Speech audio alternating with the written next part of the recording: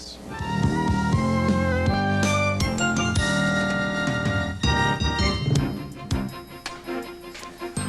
She's a teacher with a reputation for excellence, and tonight she becomes one of Cairo's local heroes. Perhaps you were influenced by someone like Mrs. Anderson somewhere along the way. Lois Anderson is a 4th grade teacher at Seattle's Broadview Thompson Elementary School. She's tough but caring and has a way of reaching even challenging students and turning around their lives. Monica Hart with one of Cairo's local heroes. A moment of solitude for 4th grade teacher Lois Anderson. It won't last.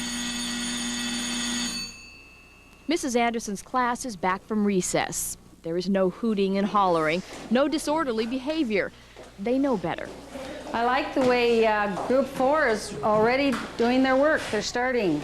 A sign on the wall says it all. A gift from a former student. Mrs. Anderson has a reputation around here. Because I have a reputation in the building of children that are younger, they're afraid to come and have Mrs. Anderson, and they'll say, they hear she's really mean. Really mean. And then they come in and they'll go, you know, you're really not mean. And so my kids last year would tease me, so they made that sign, she's not mean, she's strict. A reputation for excellence. Mrs. Anderson has turned many students' academic lives around in 20 years of teaching, half of that spent in special education.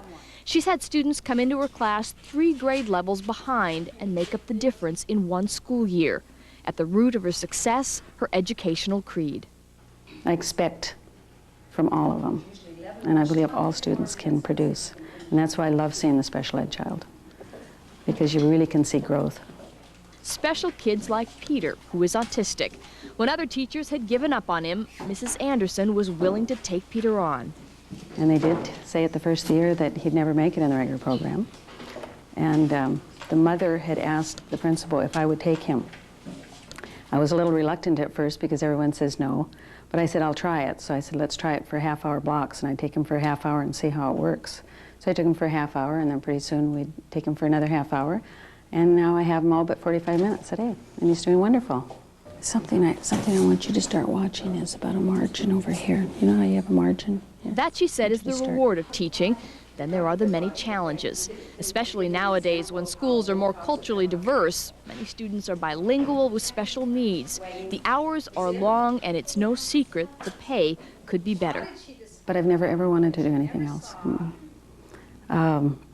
Yes, I could make more money someplace else, but I wouldn't even consider it. Anderson says teaching is her calling. She knew so when she was back in elementary school. Maybe it's because, like Mrs. Barkley, Anderson's 3rd grade teacher and a favorite of hers, Anderson knows the influence she has. Again, the writing is on the wall. Monica Hart, Cairo News. By the way, Anderson comes from a family of educators. Her husband is a teacher, and so is her daughter.